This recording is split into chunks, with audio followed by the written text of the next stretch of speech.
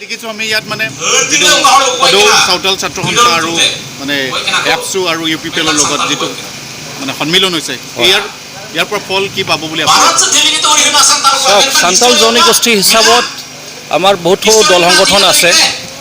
সেই ভিতৰত সদৌ চাওতাল ছাত্ৰ সন্থা এটা বিশেষ মানে ছাত্ৰ এটা সংগঠন যিয়ে নেতৃত্ব দি আহিছে যে বিশেষকৈ চাওতাল জনগোষ্ঠীৰ সৰ্বাংগীন উন্নতিৰ ক্ষেত্ৰত কি ধৰণে আমি আগুৱাই গ'লে আমাৰ মানে জাতিটোৰ কাৰণে কমিউনিটিটোৰ কাৰণে ভাল হ'ব আৰু সেই হিচাপত তেখেতসকলে যিটো ইমান দিন আন্দোলন চলাই আহিলে ইমান দিন বিভিন্ন ৰাজনীতিক দলৰ নেতাসকলক লগ কৰিলে বিভিন্ন চৰকাৰ গঠন হ'ল আমাৰ অসম চৰকাৰ হওক ভাৰত চৰকাৰ হওক তেখেতসকলে লগ কৰিছে মেমৰেণ্ডাম দিছে ডিমাণ্ড প্লেচ কৰিছে কিন্তু তেখেতসকলে কেতিয়াও এইখিনিত ভাল ৰেছপন্স পোৱা নাই আৰু ময়ো যিহেতু নিজেই এইখন সংস্থাৰ লগত জড়িত আছিলোঁ মই নিজেও জানো অসমৰ পৰা আৰম্ভ কৰি আমি দিল্লীলৈকে গৈছোঁ কিন্তু কেতিয়াও আমি ভাল ৰেছপন্স পোৱা নাই কোনো চৰকাৰ ফালৰ পৰা কিন্তু কাম কৰাত এটা বস্তু বা এটা বিষয় আমি স্পষ্টকৈ গম পাইছোঁ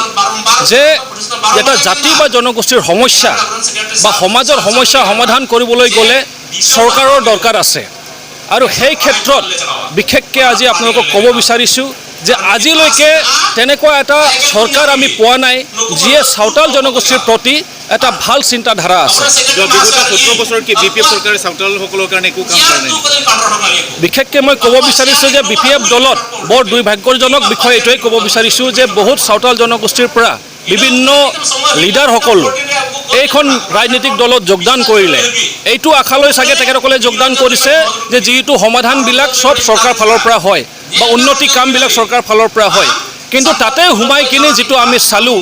যে আমাৰ লিডাৰ কেইজনৰ হয়তো কেইজনমানৰহে উন্নতি হৈছে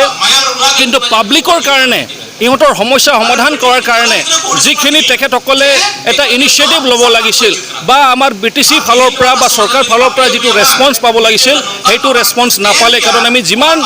চাওতালি গাঁৱত আমি ঘূমাওঁ বা আমি চাওতালি অঞ্চলত যেতিয়া যাওঁ আমি এতিয়াও দেখা পাওঁ যে সেই 17 বছৰ আগত যি অৱস্থা আছিলে তাতকৈ বৰঞ্চ হয়তো বেয়া হৈছে বেছি ভাল হোৱা নাই হয়তো ৰাস্তা ঘাট বনাইছে হয়তো কেইটামান কাম হৈছে কিন্তু বিশেষকৈ মই ক'ব বিচাৰিছোঁ এইবিলাক চব চেণ্ট্ৰেল গভৰ্ণমেণ্ট স্কিমৰ কাম হৈছে আৰু তাতেও আমি দুৰ্নীতি দেখা পাইছোঁ কিন্তু BTC চৰকাৰ ফালৰ পৰা কিবা এটা স্পেচিয়েল পেকেজ বা কিবা এটা স্পেচিয়েল তেখেতসকলৰ কাৰণে চিন্তাধাৰা আমি আজিলৈকে দেখা পোৱা নাই সেইটো স্পষ্ট হৈ আছে এইটো কাৰণে যিটো মানে আপুনি BPF চৰকাৰৰ যিটো শোষণ দমন দুৰ্নীতি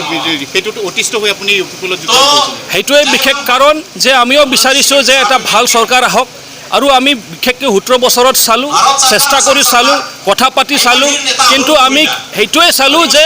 আমাৰ মানুহক লৈ বা চাওতাল জনগোষ্ঠীক লৈ অকল ৰাজনীতিহে চলিছে চাওতাল মানুহৰ গাঁৱত অকল পলিটিক্স বা আমাৰ ইলেকশ্যনৰ সময়তহে তেখেতসকলক ভিজিট কৰা হয় বাকী সময়ত তেখেতসকলক ভিজিট কৰা নহয় আৰু সেইকাৰণে অতিষ্ঠ হৈ আমি ভাবিলোঁ যে আমি বেলেগ কিবা এটা ৰাজনীতিক দল যিয়ে আমাৰ কাৰণে এটা ভাল চিন্তাধাৰা আছে ভাল মনোভাৱ আছে তেখেতসকলক আমি এপ্ৰ'চ কৰিম বা তেখেতসকলৰ লগত কাম কৰিম আৰু সেই হিচাপত আমি আজিৰ তাৰিখত পাইছোঁ যে UPPL দলে একমাত্ৰ দল যিয়ে সকলো জাতি জনগোষ্ঠীৰ কথা চিন্তা কৰিছে চাওতাল জনগোষ্ঠীৰ কথা চিন্তা কৰিছে আৰু সেই কথা আমি স্পষ্ট হৈ আজি এইখন দলত যোগদান কৰিছোঁ UPPL চৰকাৰ আপোনাৰ মানে 100% খাটাম বুলি ভাবেনে মই 100% চিয়'ৰ মই 100% এটা গেৰেণ্টি দিব বিচাৰিছোঁ যে UPPL চৰকাৰ যেতিয়া আহিব নিশ্চয়কৈ এইখন জনগোষ্ঠীৰ এটা ভাল অৱস্থা আহিব বুলি